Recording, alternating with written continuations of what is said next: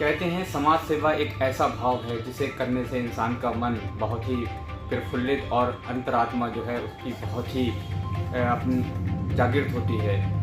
ऐसे ही एक समाज सेवी और फिलहाल नवाबगंज की राजनीति में एक धूम मचाने वाले राजनेता हमारे साथ मौजूद हैं, जिनका नाम है रमेश गंगवार। बरेली में रमेश गंगवार अब एक बहुत जाना और पहचाना नाम हो चुके हैं। ये अब तक कई हज़ार लड़कियों की शादियां करा चुके हैं और अपने समाज सेवा के कई कार्यों को लेकर के भी बहुत चर्चा में रहते हैं। उनसे आगे की रणनीति जानेंगे और समाज सेवा का जो उनका पड़ाव है वो आखिर इनको कहां तक लेकर के जाएगा, इसके बारे में भी हम उनसे जानेंगे। रमेश जी, समाचार भारत में आपका बहुत बहुत स्वागत है। धन्यवाद। सबसे बड़ा सवाल कि आज जो पूरे ज़िले के अंदर आप बहुत चर्चित हो चुके हैं समाज सेवा को लेकर के, आखिर क्या वजह है? समाज सेवी तो बहुत है, आपका ही इतना नाम क्यों? ऐसा हमने जो समाज सेवा की है वो सबसे ज़्यादा क्या है, गरीब कन्याओं का विवाह। ये बिल्कुल एक समाज के सबसे निचले तबके की ज़रूरतमंद की शादी का सबसे बड़ा लड़की का बोझ होता है। हमने वहाँ से शुरुआत की है और कन्यादान से बड़ा कोई दान नहीं होता है। तो हमने कहा निश्चित इसमें कोई पात्र व्यक्ति हमारे पास आते हैं जो जिनकी वास्तव में ज़रूरत है और हम उनकी ये शादियों का अभियान, हमारा लगभग 1000 शादियां हम कर चुके हैं और ये अभियान हमेशा निरंतर इसी तरह चलता रहेगा। आपने जो शादियां की हैं, तो जब आप किसी की बेटी का जो है विदा करते हैं तो आपको कैसा महसूस होता है? ये लगता है कि मैं अपनी बहन को विदा कर रहा हूँ, क्योंकि बेटी की शादी माँ बाप के लिए और भाई के लिए सबसे बड़ा उनके ऊपर एक तरह की जिम्मेदारी होती है। तो हम उनकी जिम्मेदारी ये बहुत ही जल्दी, मतलब बहुत ही तय समय में उन पे किसी तरह का बोझ नहीं आने देते हैं और ये उनकी जिम्मेदारी हम अपने ऊपर ले लेते हैं। समाज सेवा से अब काफ़ी जो है राजनीति की तरफ रुझान कर चुके हैं। नवाबगंज की जनता में चारों ओर आपकी यही चर्चे रहते हैं, जहाँ भी जाओ। बीजेपी के कई दावेदार हैं हालांकि, लेकिन सबसे ऊपर आपका ही नाम रहता है। उसके कई कारण भी हैं, चाहे आप संतोष जी के करीबी हैं या आपका प्रदेश जो नेतृत्व है संगठन है उसमें भी कहीं ना कहीं आपकी पकड़ है। तो क्या राजनीतिक महत्वाकांक्षाएं जो हैं वो आपके हिलोरे ले रही हैं? नहीं, इसमें निश्चित, क्योंकि जिन लोगों की हमने सेवाएं की हैं, जिन लोगों की मदद की है, जिन गरीबों की, उन्हीं लोगों ने हमें राजनीति के लिए प्रेरित किया है, उन्हीं लोगों ने आगे बढ़ाया है। और जो जनमानस की आवाज़ है नवाबगंज के, वो हमें निश्चित हमें पार्टी टिकट देगी और निश्चित ही हम 2022 के विधायक बनेंगे।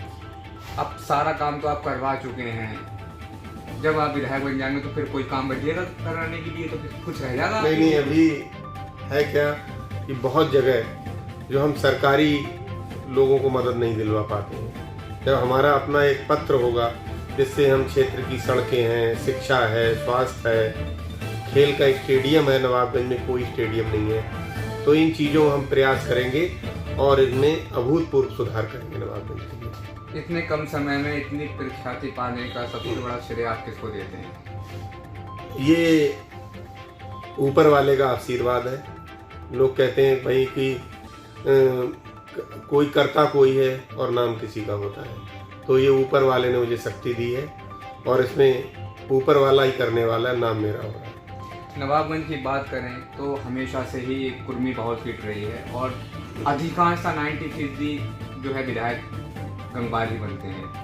100% विधायक गंगवार ही रहे हैं अब तक। आप भी गंगवार हैं, इस बार अपने लिए क्या उम्मीद देख रहे हैं? इस बार मान के चलें आप? मैं जाति धर्म में विश्वास नहीं रखता हूँ। मेरे साथ हर वर्ग का, हर जाति, हर समुदाय का व्यक्ति मेरे साथ खड़ा है, क्योंकि मैंने जो सेवा की है उसमें मैंने कोई जाति धर्म देख के किसी को उसमें कोई भेदभाव नहीं किया है।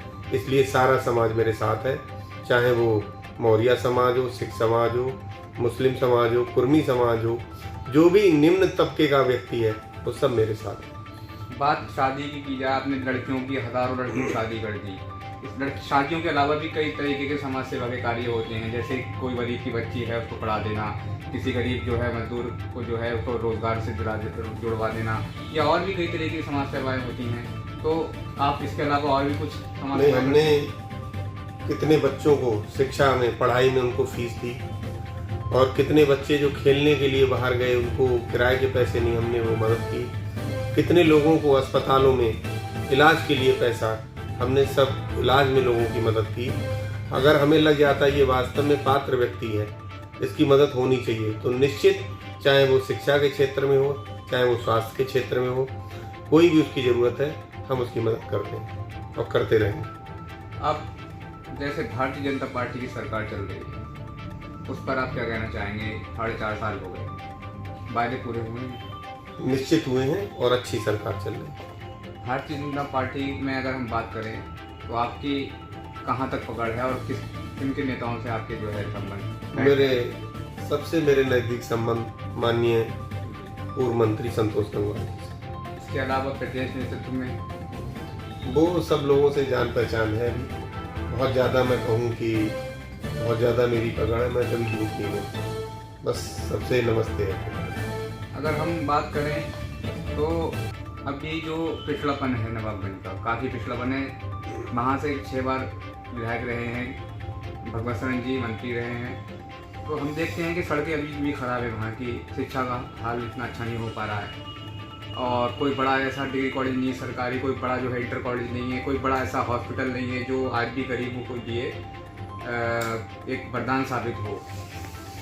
तो आप अपने दम पर भी कर सकते हैं, या कभी आप विधायक बने आने वाले चुनावों में, तो विधायक बनने के बाद भी ये कार्य करेंगे? ऐसा है, जिस कार्य में आपका निजी स्वार्थ जुड़ जाएगा विकास के कार्यों में, तो वो कार्य बहुत ज़्यादा ना अच्छी क्वालिटी के होंगे और ना बहुत ज़्यादा आगे बढ़ पाएंगे, क्योंकि हर व्यक्ति ऊपर तक जानता है कि नीचे वाला जो मांगने आया है इसमें कितना जनता के लिए कर रहा है और कितना अपना निजी स्वार्थ के लिए कर रहा है। लेकिन रमेश गंगवार को लोग पिछले 7 सालों से देख चुके हैं कि रमेश गंगवार का सिर्फ क्षेत्र के विकास के लिए वो कार्य करेगा, उसका कोई निजी स्वार्थ किसी चीज़ में नहीं रहेगा। केवल उसका यही है कि उसके क्षेत्र में अच्छा विकास हो, और उस विकास के दम पे नवाबगंज क्षेत्र की पहचान जिला लेवल पे और प्रदेश लेवल पे हो। चुनाव लड़ने की बात करें तो आपका मन अब कितना % बन चुका है? कितने चुनाव हाल में लड़ेंगे? 100%। चाहे टिकट हो आपका या नहीं हो, नहीं, टिकट होगा। 100% आपको पूरा भरोसा है? पूरा भरोसा। भाजपा आपको लड़ाने जा रही है? निश्चित टिकट होगा, क्योंकि हर पार्टी अपना सर्वे करती है और सर्वे में जो जन सैलाब हमें समर्थन दे रहा है, तो निश्चित उस जन सैलाब की आवाज़ के दम पर हमारा। अच्छा, बात करें बीजेपी को लेकर के। बीजेपी हमेशा हिंदुत्व की राजनीति करती है। आप एक सर्वधर्म संभाव वाले फेस कहे जाते हैं, जितनी जानकारी हमारे पास है। आपका कभी कोई बयान नहीं आया हिंदू मुसलमान को लेकर, जैसे संतोष गंगवार जी हैं, आज तक पिछले 50 साल की राजनीति में कभी ऐसा बयान नहीं आया। ऐसा ही आपके, तो क्या लगता है कि आप भारतीय जनता पार्टी के प्रत्याशी होने के नाते आपको हर वर्ग समर्थन देगा? ऐसा है, अच्छा और बुरा व्यक्ति हर धर्म में हो सकता है। हम किसी धर्म का भी हमारे पास कोई व्यक्ति आए, बस वो अच्छा व्यक्ति होना चाहिए, हम उसकी निश्चित मदद करेंगे। कोई भेदभाव हम नहीं कर पाएंगे। आगे चुनाव में 7-8 माह का वक्त रह गया है। चुनाव तक आपकी जो समाज सेवा है वो अब किस किस रूप में जारी रहेगी? अभी हमने नवंबर में 251 शादियां करने जा रहे हैं फर्स्ट वीक में, अगर ये कोरोना की तीसरी लहर नहीं आई तो ये सबसे बड़ा पश्चिमी उत्तर प्रदेश का सबसे बड़ा कार्यक्रम होगा, जिसे हम नवंबर में करने जा रहे हैं। एक तरफ समाजवादी पार्टी कह रही है 350+, लेकिन अब कल अखिलेश जी ने कह दिया 400 सीटें हम जीतेंगे। एक तरफ बीजेपी कह रही है कि पिछली बार से भी बड़ा बहुमत। दोनों के दावों के बीच में अगर तुलनात्मक अध्ययन करें तो किसका दावा मजबूत दिखाई दे रहा है? हम इस पर कुछ नहीं कह सकते, क्योंकि ये जनता का वोट की तरफ इसको ये चीज़ें एक डब्बे में बंद है, इस पर हम कुछ अभी नहीं। तो ये थे हमारे साथ बरेली।